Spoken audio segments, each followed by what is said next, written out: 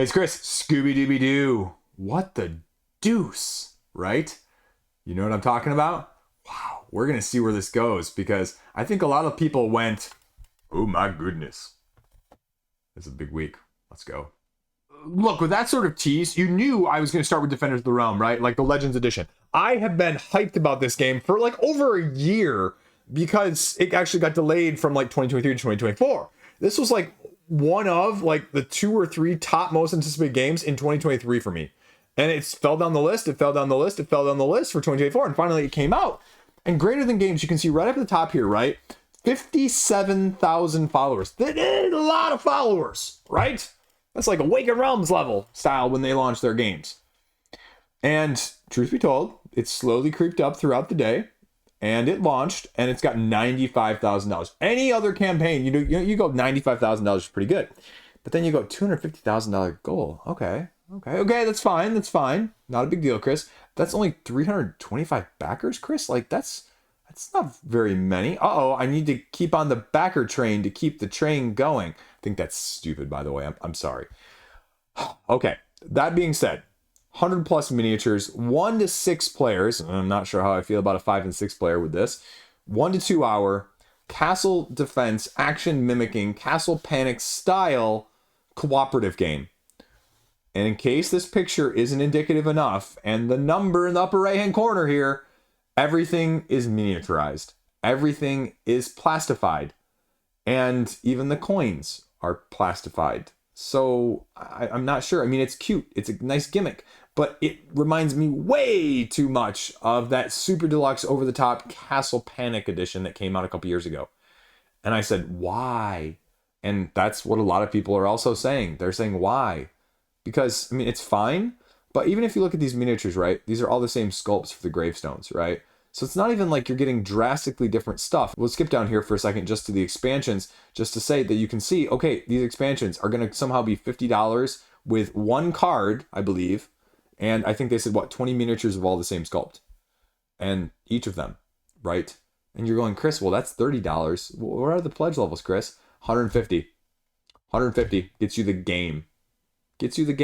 Now, I think this is a smoke and mirrors sort of situation where you've got them going, okay, if we, hold back some stuff and then it comes out afterwards, this 150 is going to look like a good value. The problem is when you don't blow those doors off the fake funding like levels or whatever you want to do it with, right? Then this 150 looks like, holy crap, that's a bad value. And if there's anything that crowdfunding backers hate, it's a perceived bad value. And so I think you have a lot of gun-shy people right now because that's the lowest price point to get in. Now, again, I would love this as just maybe like a plastified wall situation and standee the hell out of everything else, right? And so that's how I look at it and I go, okay, great. $150 though. 170 though. $20 more gets you all this. And all those expansions I mentioned as well too, right? That were $30 each. Well, you don't even get a better deal. You don't even get a better deal for buying all 4 of those expansions because those were all $30. 30 times 4 is 120. 120 plus 150 is 270. I mean, you can do the math without me spelling it out for you on a video, right?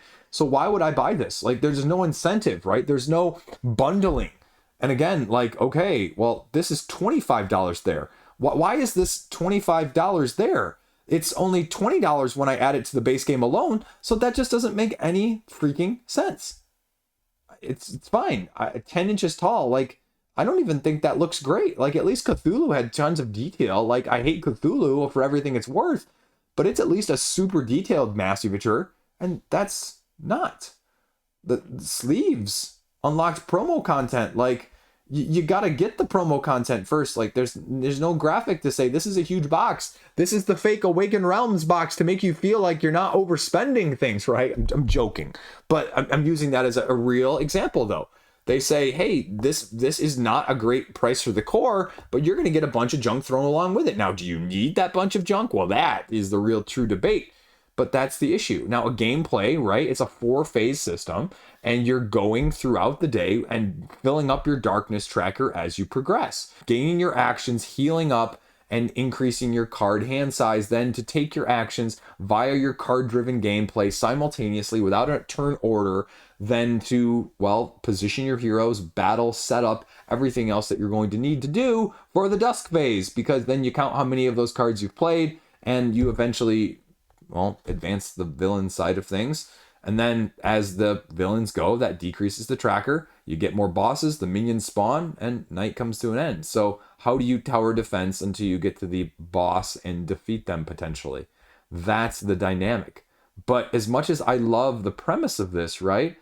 You know, I just passed on backing Dice Throne Outcasts because I said I don't need a deluxeified box and a slight acrylic upgrade for basically double the price. And that was like $30 difference. I look at this as equivalency to Foundations of Rome. And you know what? I waited for Foundations of Metropolis. I will wait for Team Standee. I don't know why they didn't go the Freedom 5 route, even though that's freaking still somewhere in the neithers. They said on the 1st of November, they were delivering it to, you know, North America right now. And, you know, third week of November, and I haven't heard hair nor anything else of it. And random people got it. They got like 200 out in the first 2 weeks or something like that. So again, I have that coming. That was offered standees, miniatures, painted miniatures, and this is just flat out plastic. So I'm going to guess that if your stretch goals here are 25,000 apart and you had the gall to, or the, you know, belief, I guess is really what I should say, belief in your own product to put these 25,000 apart and you're getting only 100,000 in the first day, that's going to be an interesting uphill battle because, you know, again, like I'm not going to say it can't fund. I mean, we've seen plenty of things that have slow starts and funded, or is this going to be a Restoration Games where Thunder Road Vendetta went back to the tool board and the drawing board and all the other boards and then came back with a better board and then had no trouble funding? So I could see that easily happening. And even though within the first 24 hours here, they said, okay, we'll do the backer kit pseudo stretch pay as well. Like, again, I said this in my unpopular opinions video. You should not be having to stretch pay something to afford something. I don't care if it's a free, you know, loan that you're giving them. I don't care if they're giving you free of charge and charging you no interest. It's not good consumer practice, period. I'm following it. I'd love a copy of this game in my collection right now, but with the way things are at right now, I don't know. Well, we got one backer to keep the train going, so I guess it reset the timer. There you go. Now, shooting this later, though, you can now see that Grid Games actually canceled after getting up to $111,000. And so all of that stuff I said, right? Speculation on why this failed. Well, you know, a couple of those key points. It said 1 to 6 players, and you gave 4 characters, right? You locked a lot of game content, almost seemingly separating it out from the game itself to make it into expansions, to make it into add-ons that weren't probably absolutely necessary. Like, I mean, I think that's partially a business decision. And I think that they thought they were going to blow through some of these funding goals and be able to be like, oh, here's the stuff that should have been in there already. And, you know, we'll give it back to you. And people are commenting in the Board Game Geek forums like, well, it's because of the art. I hate the art. I think the art's fine. I don't really care about the art. I think it's the plastic. It probably is partially the plastic. This is also not a $300 or $400 game, right? I made that comment about the Castle Panic Deluxe style of things and that it's just too over the top. And just like later in the video, talking about waste of parts, right? I feel like cooperative games in anything but a dungeon crawl doesn't get the value credit that it probably should. You know, I saw that with things like Weirdwood Manor and Defenders of the Wild and Flock Together and those games from last year, where people, you know, had that consistent issue, we'll say, about value. I just look at this and I go, why did this need to be done all this way, right? This is just the bloat on crowdfunding and sort of trying to ride that wave, I feel like, of everything getting plastic. And truth be told, you know, sometimes it works and sometimes it doesn't. And so this is one that it didn't. But like I said a minute ago, you know, if they do the Restoration Games, they come back what they're saying in 2025, and you change things up, you give some options, well, I don't think there's any reason this can't fund either. But show me, as someone who is a gameplay person, right? show me gameplay, not just trying to make it look really, really, really, really deluxeified. And I think that was the missed mark for me personally. Now let's go over to GameFound again, and this is Tanares Expedition Central Sea, the Dragori spin on Tanares Adventures with more of a roguelite feel, a more streamlined approach, because with this game, as well as Vestige, which we'll be talking about, which is like Vindication streamlined, will kind of show you what exactly they've got going on here. And the tricky point with both of these pages, though, is there's more and more stuff on this page that doesn't even tell you anything about the game, what the game is doing, how the mechanics are different, or anything of how to play it until you get 80% of the way down, as some pages tend to be using that more as a feature, not a bug, right? Dragori here, 2-hour game or less, quest-based, scenario-based system that you've got going on. And the tricky part is you're playing with 4 characters. If you have less than 4 characters, you have to pick up a comrade card, an ally card that basically has a little bit of an AI system. But it's a pick up and go, spiral-bound, grid-based situation with a Tanares spin with a more streamlined approach with your improvement cards as you're going between sessions, or as you're slowly improving your group overall and trying to get them stronger, because like at the end of every game or session, you actually like get rid of 3 cards and then like replace them with evolution or improvement cards in order to upgrade your skills as you're going along, taking your main actions, one of your 2 types of attacks, and all of that you're familiar with. Villains are going to be what you're going up against, and then different quest-based scenarios, as in the rule book, for example, has one where the first objective within the actual quest is have 2 enemies killed by cannon fodder, and then the second objective or mini quest within that is have them to like die in 2 spiked traps or things like that. So not just your usual slog all the guys out, get item to point A to point B.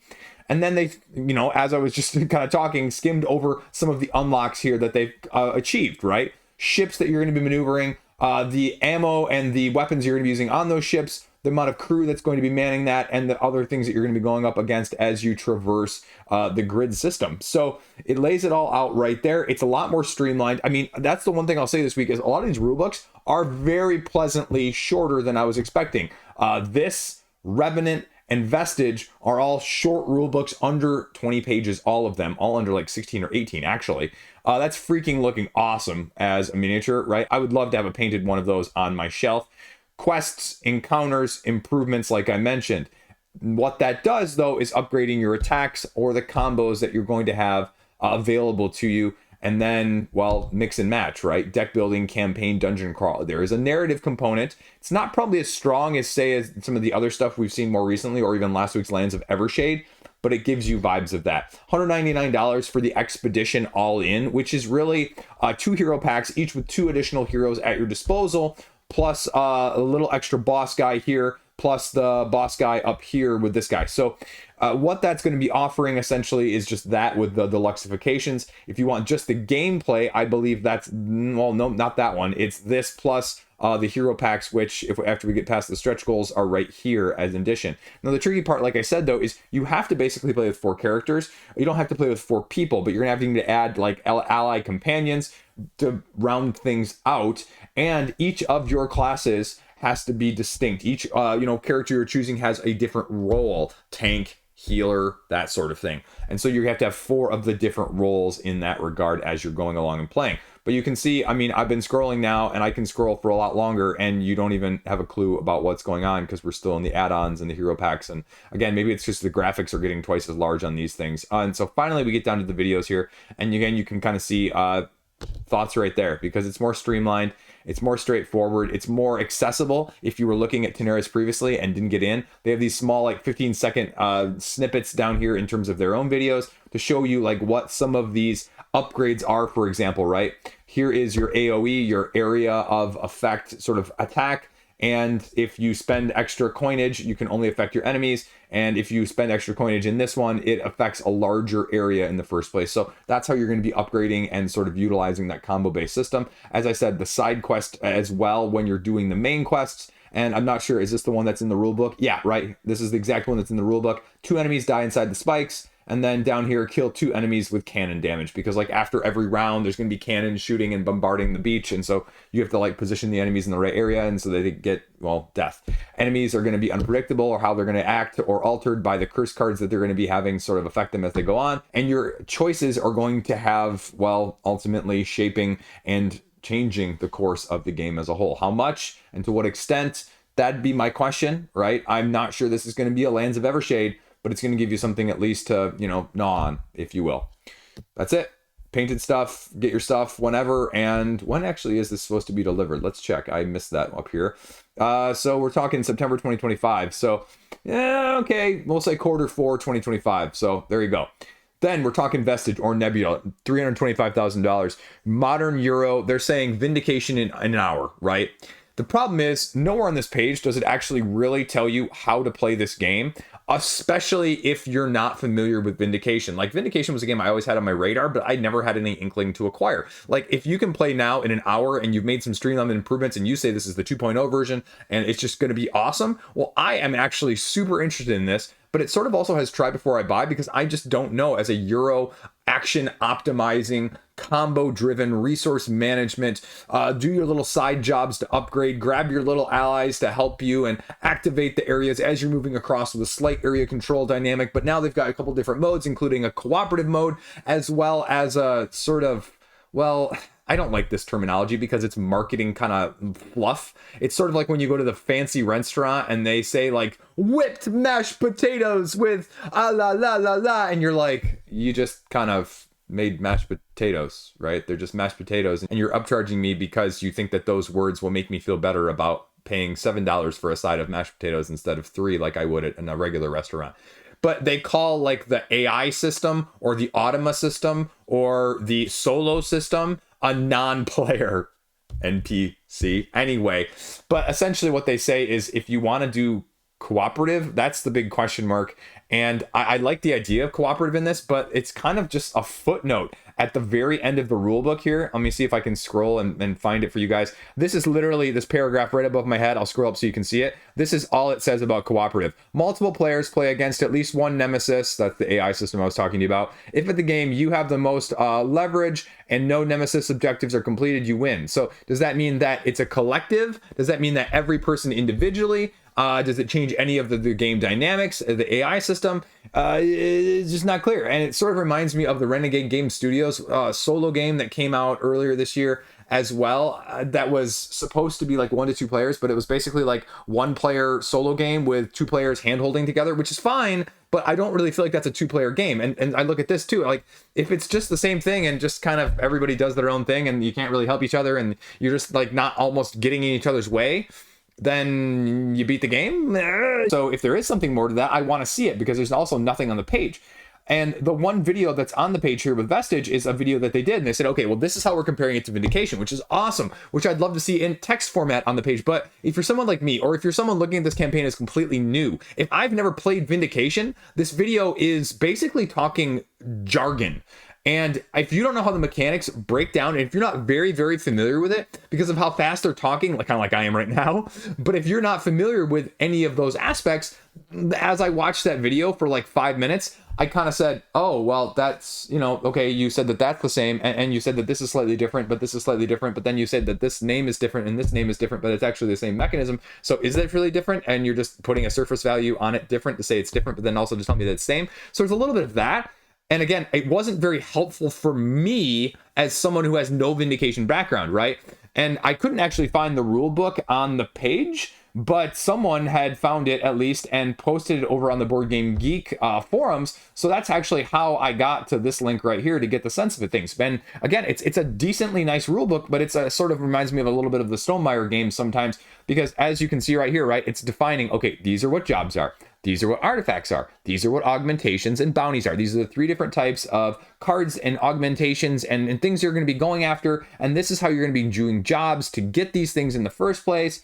And, you know, this is what your network is, and this is how you're acquiring contacts and what this means. And, oh, look, this is what chatbots are, and this is how you use them. But that's at the very end of the rule book. If you're getting any sense of that, again, it sort of starts out with, hey, do this action, activate your chop bot, activate the chop bot's abilities, activate the attributes in your network. I have no clue what those terms mean.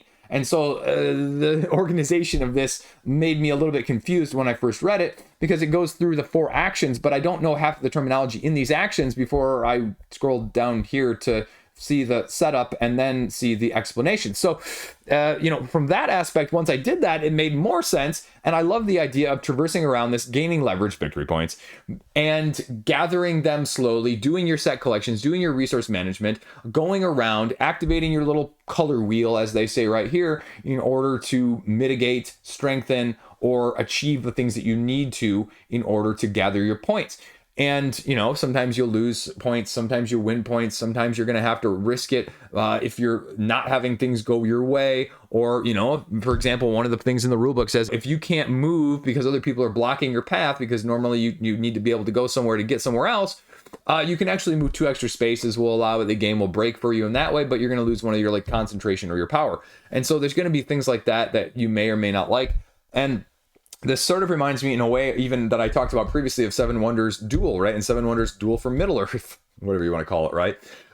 Because, it doesn't have the expansion content, which I think a lot of people enjoy from a Vindication side of things. And I'm not going to say it's necessary, but it's one of those games where I think it was aided greatly in terms of love for it with some of those expansions. So now, did you incorporate some of those things into the base game as a whole, or are they just not included because you tried to streamline it, right? A sort of a Terra Mystica Gaia project, Age of Innovation versus Terra Nova, right? Like some people like Terra Nova because now I can play a simulation of those larger, longer, more complex games, but other people look at it and they go, well, it kind of removes some of the best elements of things in order to streamline it as well. And as someone who's not familiar with Vindication in this regard, I have no clue what this is doing or how this is actually going to basically achieve that. And that's my fear, is I have no clue looking at the page or, the content that's on the page to tell me that, right? If you want to order all of Orange Nebula stuff, you can get free shipping. That's amazing. But if you're only getting some of the smaller stuff, again, it's sort of like the more recent Unmatched situation, right? Where they're like, hey guys, if you buy this pledge level, this super high pledge level, it's going to be, flat rate shipping regardless. But if you're one of those people who's looking at it at the lower levels, well, it's not as good value. So, again, free shipping is always with an asterisk, something like that, always with an asterisk. Be aware that, if it looks too good to be true, sometimes it might be. Now, again, I like this, right? You're getting a little promo pack. You're getting a little promo pack if you get the newsletter. And they get the little crossover with the Wasted Parts, which we'll talk about here in a little bit. But lore book, Vinyl Buddy, do you need those things? Implements, streamlines, reimagines. So again, I just don't know. And I'm looking here at the Wretched Edition and I'm going, okay, wooden pawns, wooden cubes, wooden discs. I love wooden pieces. I'm not as big a fan sometimes as the resin and the acrylic. So that's not a huge deal. The game trace system. Well, we scroll down to the game trace system down here and it reminds me of some of the other ones I've seen from game trace lately that make me go, am I going to be able to assemble this picture right here? This doesn't look as necessarily as easy to get some of this in and out. So sometimes, chucking stuff in the box and just dumping it out afterwards is a heck of a lot faster and not as difficult. So I don't mind it, but I'm also going, okay, are these the things that are going to make me get it from crowdfunding? And again, I would love to try this game. This game screams, I think I would actually really, really like it in terms of the combo system, the randomness, the hex-based situation, a little bit of the dice rolling, a little bit of the mitigation, a little bit of the combo chaining tableau system, because I love those style of things. But I just also go, I have no idea, right? I just covered earlier in the week games I had no clue about that I went in with expectations wise and I was wrong with. And this one I could see going in either way, right? Like where I'm saying, I think this is going to be an absolutely fantastic game for me and I play it and I am not a big fan of it. Or I could say right now, like to you, that I'm not really sure about this one ever. And this could be on my best of 2025 list in that regard. Speaking of that, though, when is this actually coming out? Let's check the pledge levels. I can't even find that on the side. This page is like so massive. There we go. Rewards. So pledged 1,100 times. What are we talking, though? Where is it? It's not on this. Where am I missing this? Oh, this is how this night is going right now. I don't see it anywhere there. Where am I missing it, right? It's not there. It's not there. So when is this actually due to be delivered? It doesn't actually say on the page. That's really weird. I'm assuming I'll find that later, but man, why is this not here? That's kind of really strange to me. You'll get it when you get it, I guess. I don't know. But does this replace Vindication for you? Does this change your mind on Vindication? I don't think it makes it obsolete by any means, because I think you're going to have people that are going to love this just as much as they love that.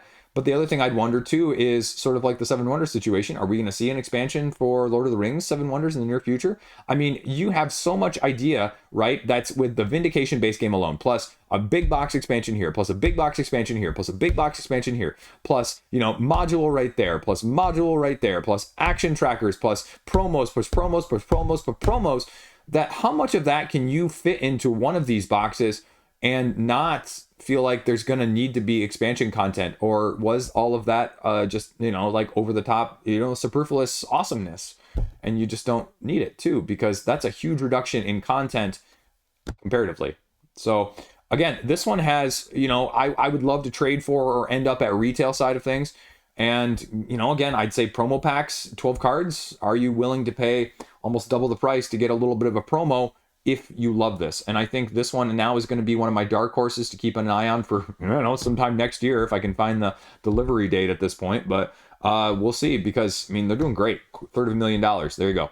Oh, one last point though, as I mentioned, right? There's conversation in this one where, you know, as I mentioned, the area control aspect of this, and they even address it in the forums. They're like, well, if you're going to play this with two players, the area control aspect of controlling these points and getting leverage, because if other people go to the places that you control, you get victory points. Well, that's not really going to be a great thing for you. So just play with one of those nemesis that we talk about and just include it in every game.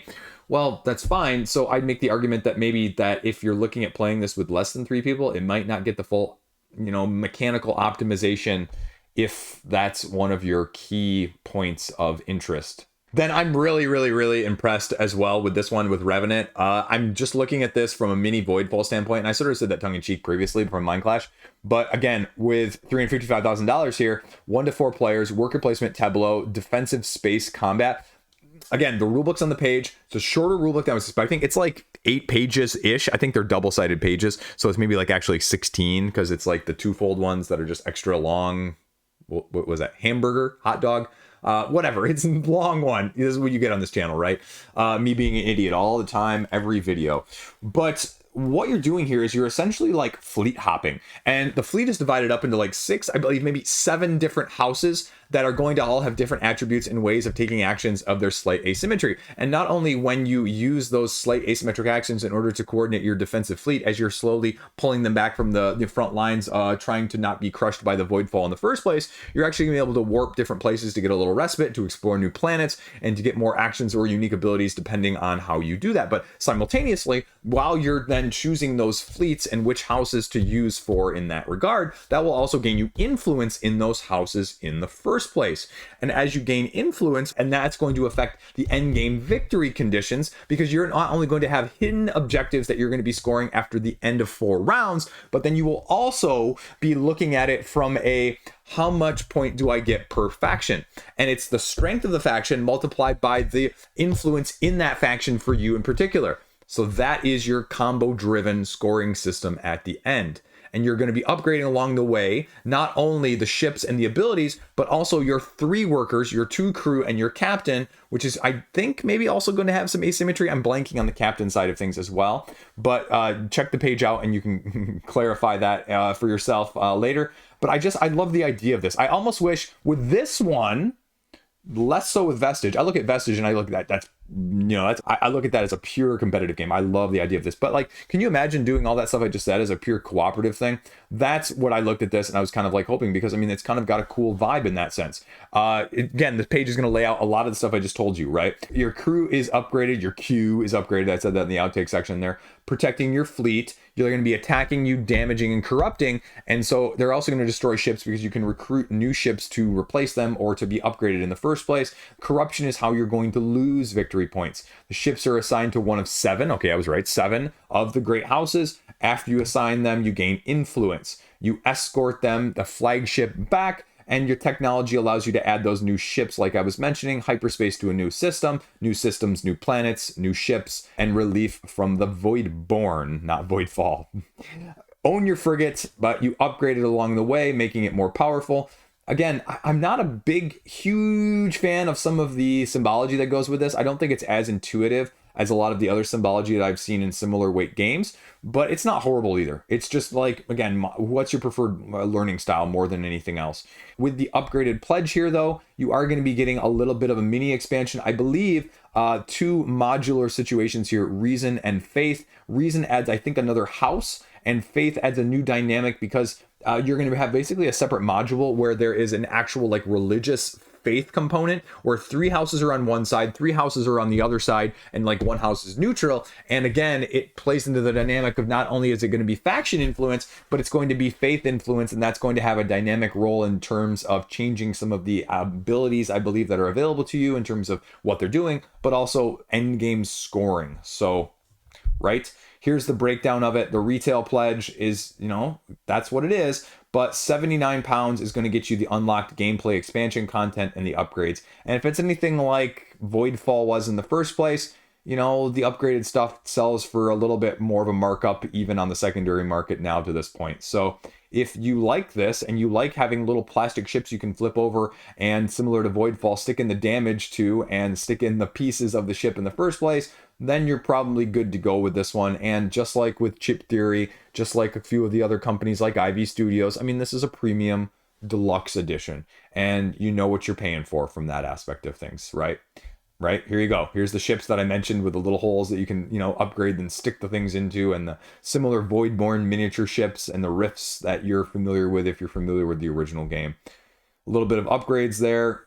All the information you're going to need to see this one. The rulebook, like I said, is incredibly simple. So this is a game that I actually really, really have my eye on as well, because the depth of the gameplay, unlike Voidfall, is not in the rulebook. It's in the how you're taking those things on the table. I guess the question is, how asymmetric are these factions? Because when I was looking at this rulebook, for example, it talks about down here the different general abilities, the class-specific abilities, and then down here in the last page, the hidden agendas. And it just has the hidden agenda slight differences. I mean, you can see they're all pretty much like the same qualifiers in some of these areas, like 6 points for each of these, and, +5 power in these, and a little bit more in the second slot here. But that'd be the only thing. And you can kind of see in this rule book, like, I'm not sure if this was purposeful or this was just like sort of we weren't paying attention and whoops, because these black areas, they actually aren't black if you like zoom in and pull it up, because if you can see my cursor here, it changes, because if I highlight it, there's actually text there. So I'm not sure if that's just a whoopsie that it should have been a white background so you can read it, or if they're actually trying to like say,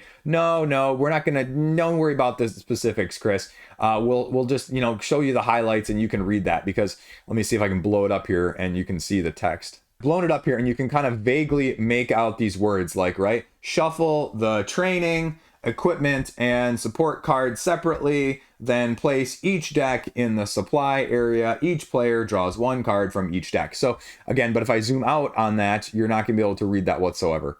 So, and it even goes to a different page there. But trust me, that's kind of the situation. So I'm really impressed by this. Again, it's a game that I will probably want to get in my collection at some point. You can get enough preview content here if you want as well, all across the board with gameplay samples and previews and all sorts of thoughts in that regard. Solo mode, if you're a big solo junkie, I didn't look at that at all. So if you want to see, it's got a little bit more information here and low upkeep, different difficulty levels, just like we saw with the previous predecessor. Yeah, so Mindclash puts out a solid product. Again, one is the delivery date. Ooh, that's farther out than I expected, December 2025. But maybe if it's like the more recent one, Ironwood behind me, maybe it'll be a little bit early and you can get it there that way. So there you go. That is Mini Voidfall. Just kidding. It's Revenant. It's going to stand on its own, and I like what I'm seeing. And other people do too. Otherwise, it wouldn't have this much money. Then Insania. I have mixed feelings about this, because go past the sticker shock and go past the we just want horror and grotesqueness for the sake of grotesqueness, which is what half the page seems like. It actually seems like they're doing something slightly unique with how they're doing the action system and the comboing that's going along with it. 60,000 of its $50,000 funding goal. It reminds me more of like a Cthulhu Death May Die vibe, because you're going to have these individual scenarios where, at least in the example, and I'm not sure if this is everyone, but at least in the example scenario, they say you've got these little portals you can see sticking up on the map here. You're actually going to be traversing this hexagonal-based grid system where there's like a central area and 6 around the outside sections. Like I said, right? Grotesque for the sake of grotesque. But you're going to be going through those areas and you're going to be taking I think 2 actions on your turn. And movement is like 3 spaces, and then you can go in and do melee damage. and just the action combat system, because you have 3 attributes that are going to be upgradable, downgradable as you're gathering items and artifacts and, you know, things along the way to make your character stronger. Your attributes are going to be used in terms of combinations with these action cards here that makes things much less random. And this is really the clever thing, right? Is there's a limited deck of number of these cards, and you're going to have so many in your hand. And so what you want to do on your turn is, if you're taking an action, say a skill check or to fight a monster, right, you need to overcome a certain value. So you add in your skill. So your skill might be 2, for example, and then you take the cards from your hand and you use that to overcome. Well, if this thing is, well, 5 in this case, and your skill is 2, and you have this 3 and the 1 in the hand, what you can do is you can see the symbols on the sides of these cards. And if you can make a symbol match, then I think just one symbol, maybe all of them, I don't remember. Don't take that for, you know, gospel, essentially. I had to watch their how to play video because there is no rule book on the page. And if you make the match, though, then you get to use the sum of those cards, but then those cards are used. And so you have to then redraw at the end of your turn up to 5 cards. But if that deck of cards, which is shared by everybody, runs out, you lose. Or if somebody dies, you lose. And so you're going to be fighting these monsters, achieving these objectives. And in the case that the presentation, at least on the video, was that you had to close these portals in order to win as you're going along. So I like that. I like that clever card combo system, but it's going to be a delicate balance, and it's miniature based. I'm not sure, again, like miniatures are adding a ton, but it's grotesque, and people who like it. They've got the little system here. I feel like another game did this and it didn't work really well, of the damage at the base of the model here with stuff like this. I don't remember what game that was. That was a couple years ago. You're collecting your artifacts and your power-ups as one of the things you're doing along the way. Also, you know, to defeat your monsters. And you're just upgrading your hero and getting unique blessings. So, I mean, again, I think the card combo system with the equipment and those action management system is really cool. Now, there's going to be a slight narrative component as well, because you're going to have these scenarios or these events that happen. You get to choose. And I don't know, it's sort of like, well, you can choose bad things, but it's going to like make your character powerful AF, I believe was the term they used on the page. Here's the map. Here's what I was talking about earlier with the map pieces. You've got the central grid, which may have like a barrier on it, or it may have monsters on it, or maybe a particular location, like they say the library, which if you go to the library and you spend one of your actions there, then it increases one of your attributes, your mental attribute. But you're going to be traversing like in these 6 based sides, and they're all going to be connected. And so that's going to be how you're going to be moving across the board. Everything else is going to be in the box. Pledge levels, stretch goals, expansion module here with a new boss monster, big boss monster there, big boss monster there. Campaign mode as well. Okay, maybe the other comparison I'd say, rather than like a Cthulhu Death May Die, reminds me of the Peterson game one, Planet Apocalypse. It sort of gives me that vibe when you've got the sort of linked campaign situation here. So that'd be the only thing I'd say. And it's going to cost you because it's a miniature based game, $115, although this says $99 on the side. So I'm assuming that's the early bird like they mentioned right there, right? And so let's just double check that. Yep. Early bird, although when is the early bird up, or is it just a certain number of people? I don't know. It just doesn't say. So, okay. Well, either way, the early bird still seems to be going on at the time of me filming this. So if you want to get in on that, you can. And a few stretch goals to go along with it. And why do they say for backing now? Work in progress, pay slightly less, and indie game, get it sooner, be in on the ground level, essentially. So there you go. That's Insania. Check it out. Then I covered this on the news roundup, folks. I said this was doing something cool. I said this was one to watch out for, and now I'm covered on crowdfunding. I didn't know it was actually coming. And it's Planepita. Although, you know, in the English, I think we're missing a syllable here, but Planepita is actually how they say to pronounce it down below. It's not me mispronouncing it at the beginning of this. Right? Trust me on this one. And so this is crokinole with magnets. 17 grand though says that it's doing something cool. 17 grand for a Japanese designer is really, really good. Like the only one at Shibukoya is the only one that's raising regularly in the 6 digits. And so this is really impressive. And so this is a reimplementation of a previous launch of the game back in 2022, I think over in Japan. And 2 to 4 players, although you can get a 5 to 6 player expansion. And the main difference is with the magnets. And you're going, well, Chris, what is magnets going to do? Chris, why would I even be interested in magnets? Because you flip the things over on either side. If the magnet is attached to the board, then it is going to be a lot less movable because, I mean, this is crokinole, right? You flick and knock other people's out. But if the magnet side is down, it's not going to be as movable, but it's not going to have as much power if you're trying to knock other people's off. If you flip it face up, the magnet's not going to be face up. You're going to have more power, but it's going to be able to slide and be knocked out easier. And so that's how you do it. Cardboard East, right? I trust him. He likes good stuff. He tells me the good stuff coming out from over there. So I always watch his stuff and listen to him talk about these things to know. So that's what you got going on. Otherwise, it scores similarly in a crokinole sense. They give you the magnetic features there, face up, face down, but then there's also a jammer. And the jammer removes all face-up discs in the same area, making them 0. So that's kind of cool as a different way to screw people. So I don't need the 5 to 6 player expansion. So I don't need to get in on this super early with the, the deluxe plan right here. So I would just say, again, I guess early bird plan. I mean, oh man, that's actually not too bad. $33 for the 5, 6 player expansion and the stretch goals. I just kind of want the stretch goals, and that's $30. Do you buy the 5 to 6 player expansion for $5 extra? No. You save that on shipping. How much is shipping? These Japanese ones go all over the place. $15. That's actually pretty good. Okay, May 2025, because they already did it. They already did the game. They're just making more of it and redoing it with a slightly better upgrade. So yeah, there you go. The other dark horse this week. This is an amazing week of games, folks. Then we have Sky Kingdom Games' latest, as I mentioned earlier, Waste of Parts. Only $85,000.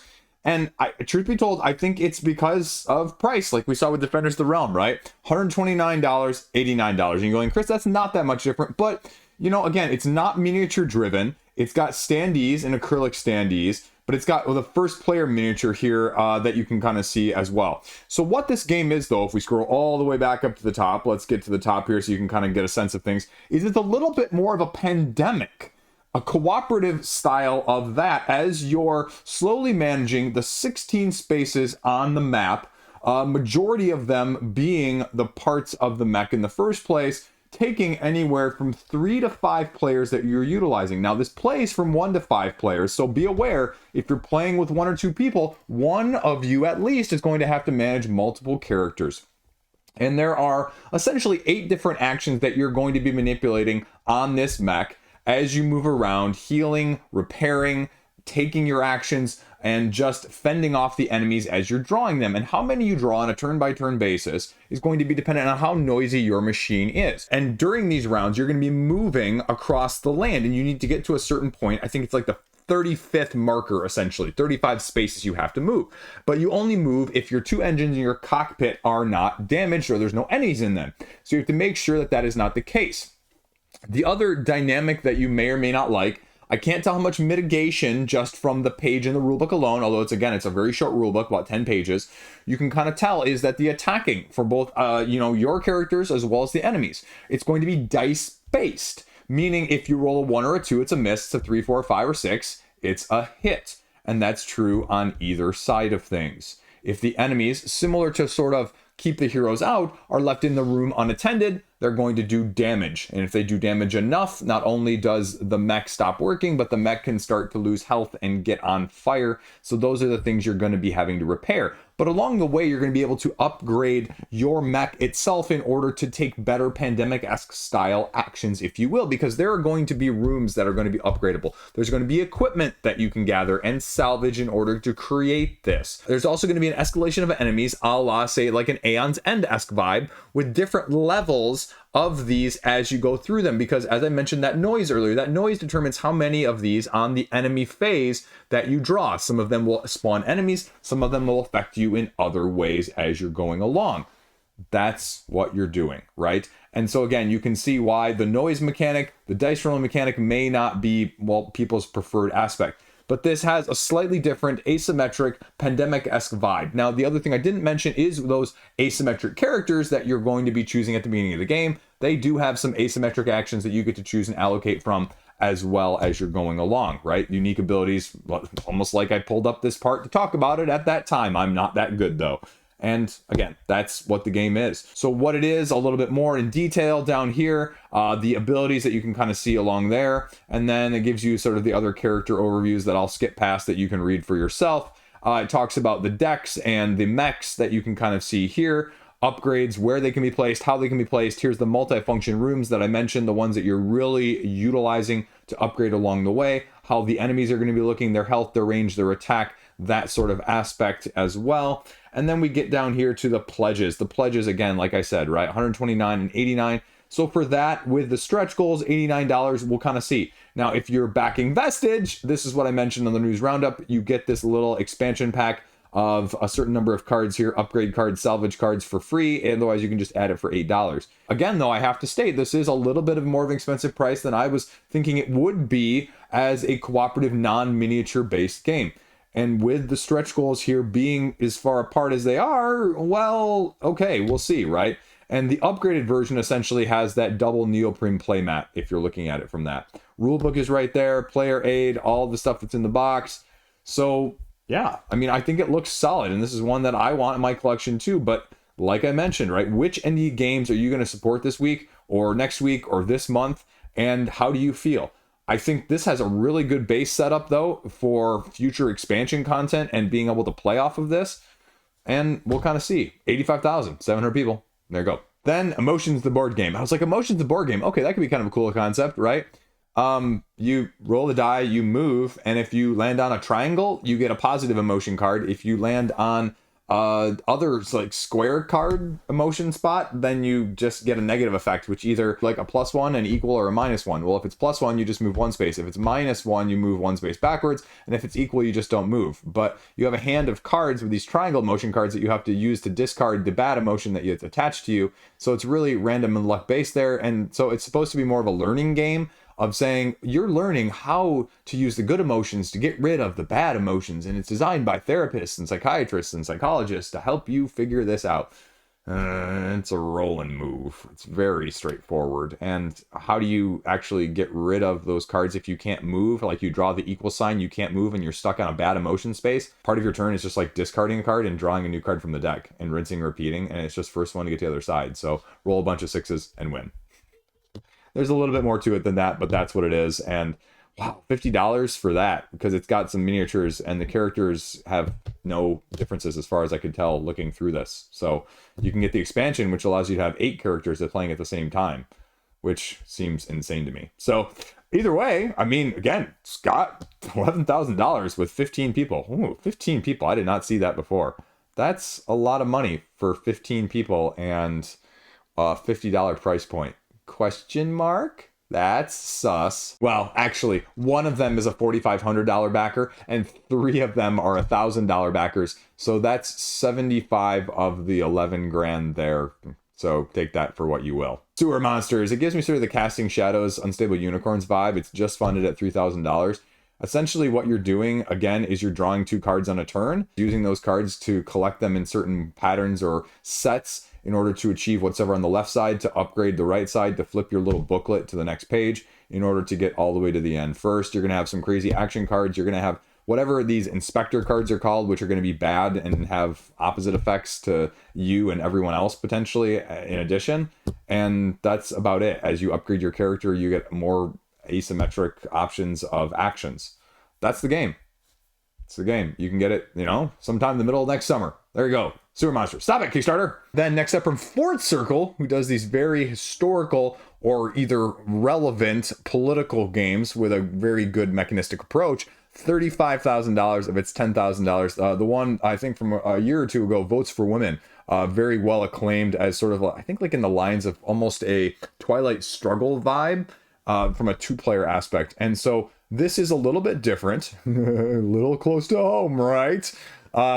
Stacking the judicial branch of the American court system on the Supreme Court, arguing for or against famous cases as you're trying to, well, end up with the right side of history. You got the most renown points at the end of the game, you win. Well, how do you get that, though, through the 2-phase action round system that they've got going on?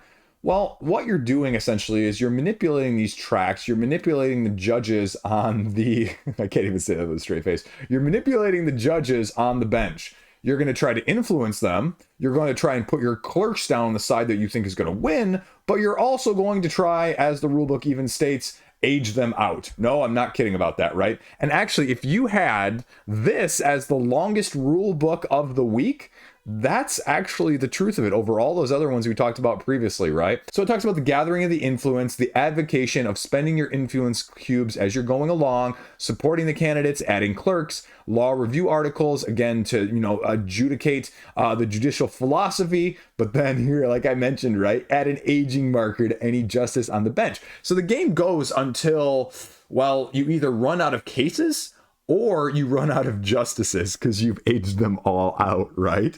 I'm sorry. It's totally not a corrupt system in the US right now.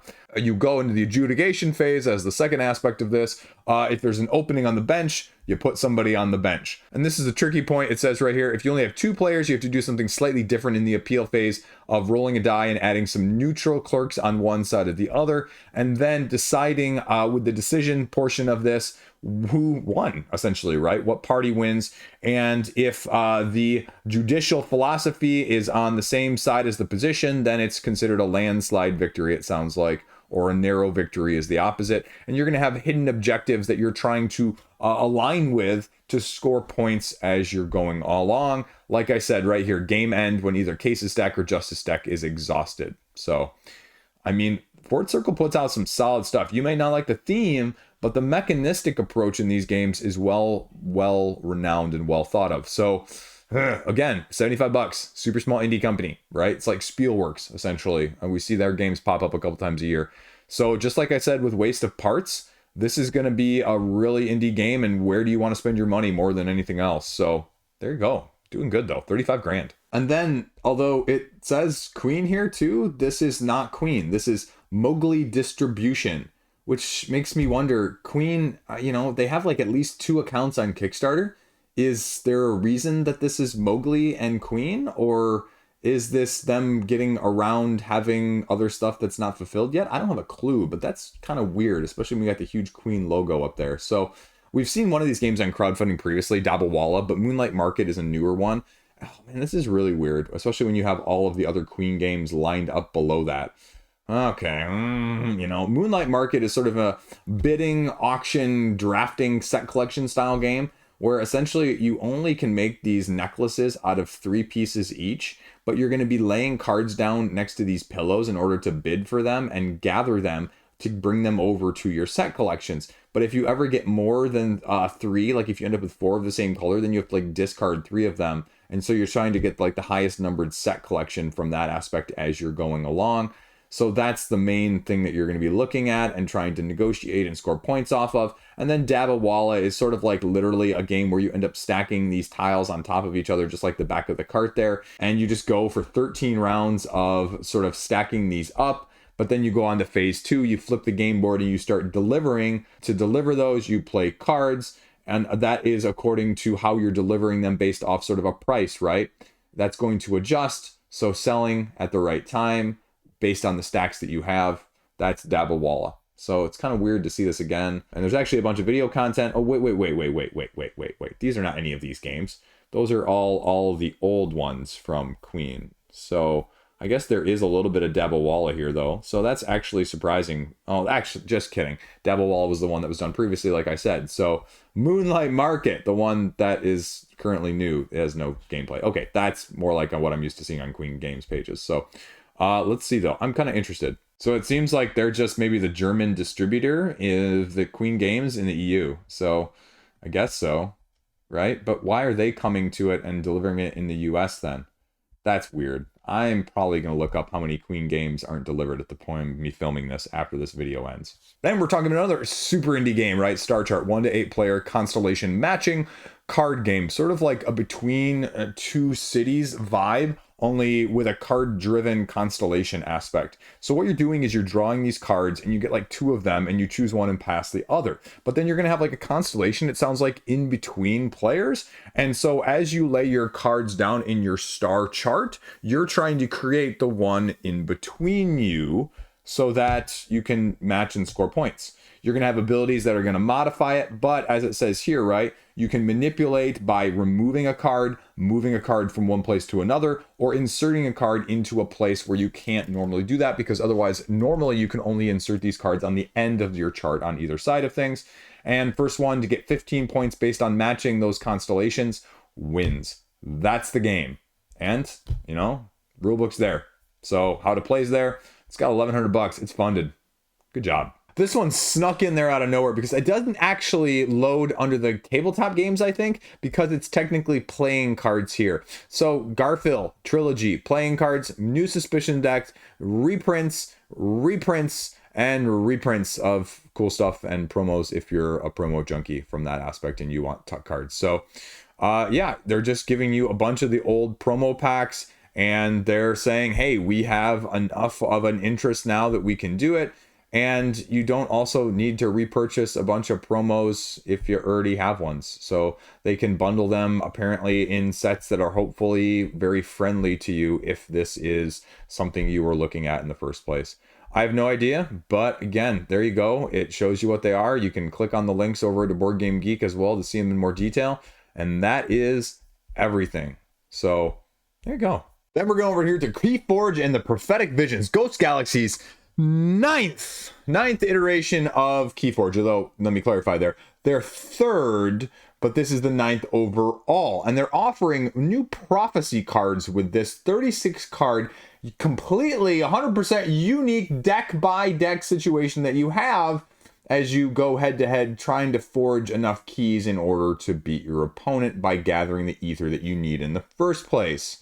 300 people though for $95,000. That's a ton of money per pledge. So, I mean, I looked down below and the individual unique decks, they're like $12 if you don't buy them bundled up. So, Keyforge, unique. Okay, go check that out if you're interested. Right? You have sort of your phase and the opponent's phase. And what's new on this one is that the prophecy is doing something that these card types haven't done before, is that it allow you to actually have actions or effects during your opponent's turn, because you play down these prophecy cards using your actions, and then you get to allocate a card underneath face down the prophecy card. And so then when your opponent does whatever the trigger is on the prophecy card, because you'll have two that you can have out on a deck by deck basis, when the opponent does something, some action, some sequence, some event, some whatever it may be, it triggers your prophecy card. You pull out the card that was underneath, and if it has a fate keyword, the fate keyword will then say, fate, do whatever. So that's how this is going to be different. That's what this is offering. I worry, with, sort of the escalation of these sets, whether or not you're getting a little bit of power creep. I mean, it's a new mechanism, but how powerful is it? And I didn't see explicitly when we talked about that 30 card deck system, is that just going to be additionally, like, is that now 38 cards and 2 of them are prophecy extra that are on the side because they're not actually in your deck? Or is this now that you only have 34 cards if you're using a prophecy deck versus 36 full action cards if you're using one of the other sets? The thing I like, and I didn't really fully realize this as well, and I think maybe I skipped over it, maybe not, the adventures system. They have sort of Ashes from Plaid Hat Games. That system, they've got sort of the adventures of that meets sort of Dice Throne with what you can do cooperatively in this one. And so I didn't realize that they had that as a whole. So that's kind of cool. I'd love to try and get in on this, but at the same time, I just worry that you're going to buy the deck that just doesn't work for you whatsoever, right? It's going to be oil and water, and you're just going to buy that one, or you're going to get more of those than you like.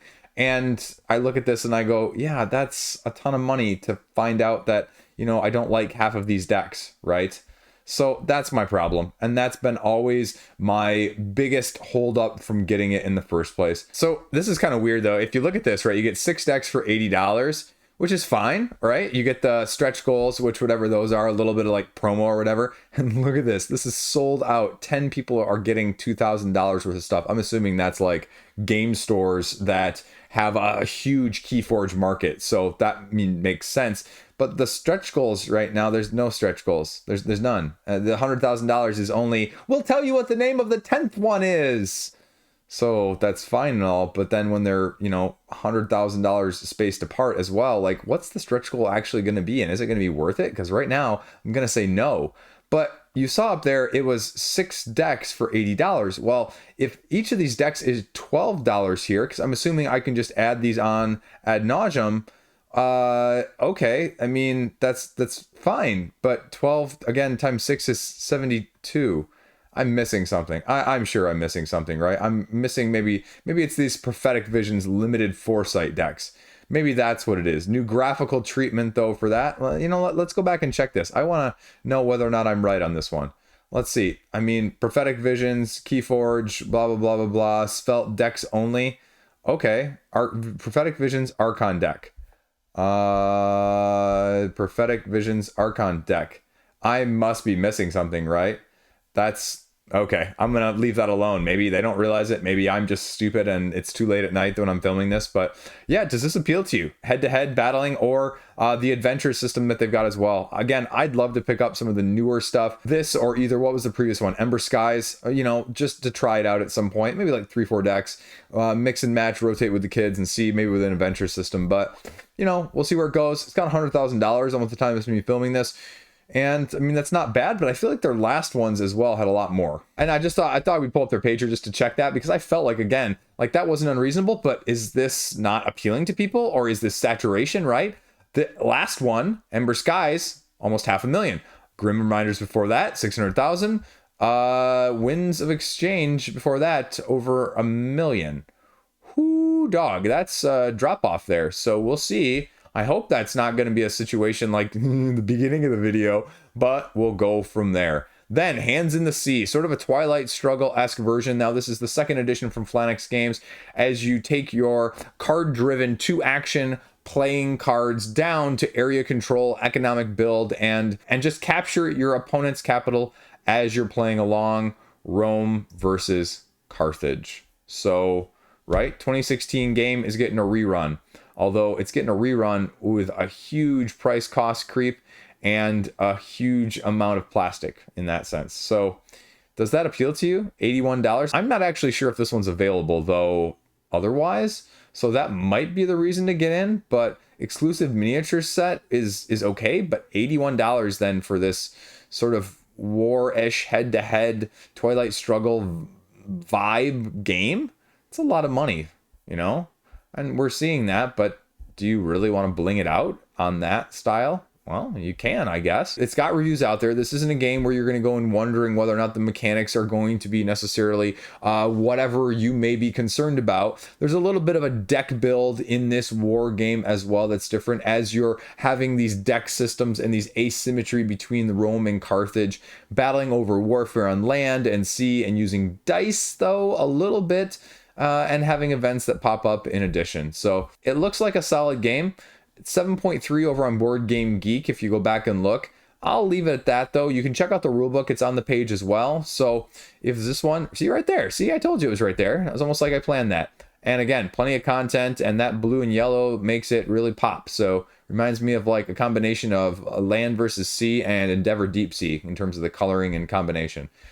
There you go. Give it a look-see. Hands in the Sea. Then Galaxy Postman, the reprint, as a pick up and deliver dice, almost worker placement-esque game where you are going across the galaxy, getting new actions to upgrade your ship as you're delivering packages as you go, allocating dice in one of the 6 different spots on your board that will not only change what actions you can take, but the strength of those actions in the first place. Now you're getting a new modular expansion with the new stuff here. This is the Overdrive modules. The problem is, you know, well, you get 4 new aliens, you get personal missions, Pirate Bay, Casino, Spacebound. So I'm assuming those are just like locations, right? A few locations there, a few little tokens. Problem with that is if you want to actually learn what some of that stuff does, well, it's not actually up unless you can speak German, or you don't need to speak German. You actually just need to read German. Good job, genius. You can tell how late it is that I'm filming this. So you can get the other rules all in English. Otherwise, find somebody who can translate it from German into English for you, or just go sight unseen, or probably just an oversight as a whole. So again, everything's out there on the page. I don't really know how well or not this has been received, frankly speaking. We should go pop over on Board Game Geek, because again, like plenty of preview content as well. It's a whole nother unpopular board game opinions thing that I have to put out as a segue. Not the same one that I said before, but a different one in a slightly different version. So let's go look, see Board Game Geek. Oh, okay. Board Game Geek actually has it as 7.8 with, okay, 90 ratings. I have no idea. 90 ratings, folks. It's one of the games of all time. Gameplay here. Give it a look-see. Then, Apophenia Horror Hunt. There's a preview video. No, I take that back. There's 2 preview videos. It's got $4,000. What is it doing? How is it playing as this horror theme-based puzzle and deduction card game? Well, you can watch the preview videos. I'm sorry. I'm not doing that on this one.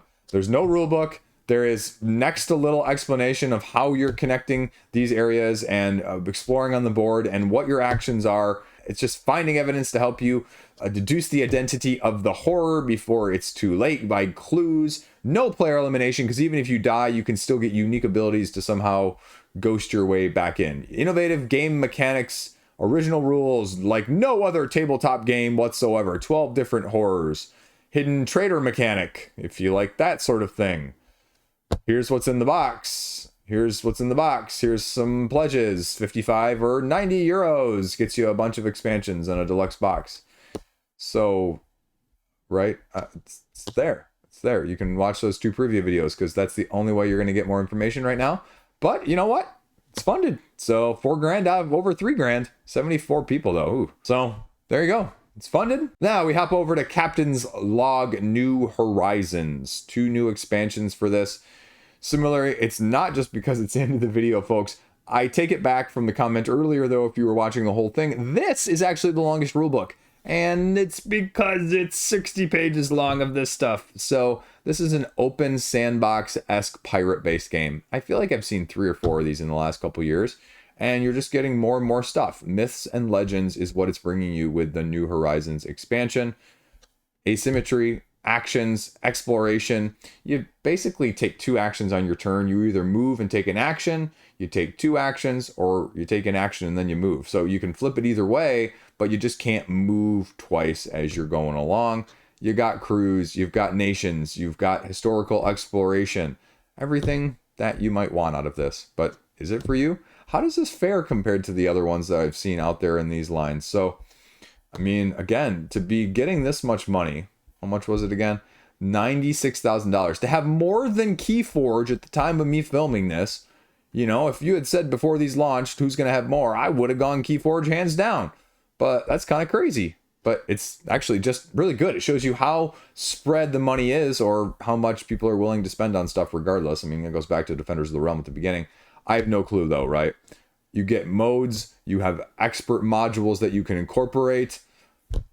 There's a ton of stuff on this page. So if you're interested in this one from an open sandbox-esque world, potentially up to 4-hour pirate-based theme game, yeah, there you go. And, you know, kudos for them putting out stuff that people want, because if they didn't want it or it wasn't good, I don't think it'd be raising $100,000. So I give them a lot of kudos. Now, last up, we're talking Mech Bunny. It's Gabe's solo game of the month.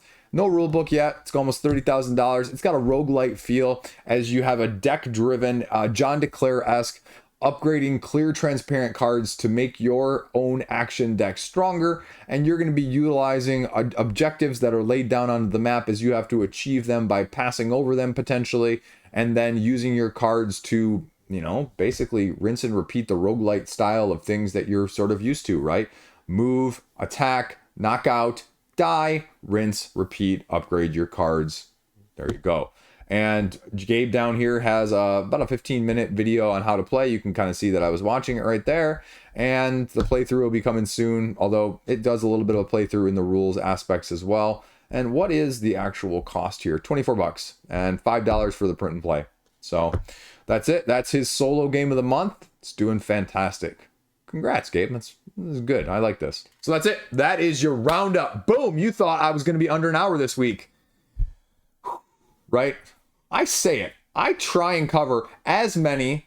I can't cover them all. There's always these couple like $1,000 games that fund that I just, you know, don't always get to or that escape my eye. It's becoming harder and harder to catch everything all the time because Kickstarter also is just a cluster screw for trying to figure stuff out and trying to catch stuff, because there's always invariably 1 or 2 that fall through the cracks or sort of pseudo on the edge that don't pop up into the categories, like Garphill's from this past week. So I don't know. I just love talking about board games as always, and I appreciate you guys for watching.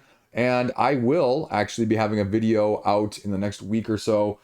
Should have Waste of Parts. I have the prototype. They sent that to me, so I can talk about that one hopefully. I think I will do one on layers, a short one on layers, just letting you know my opinions on that one from last week. And then I just got a WizKids shipment. Out of the blue this past week.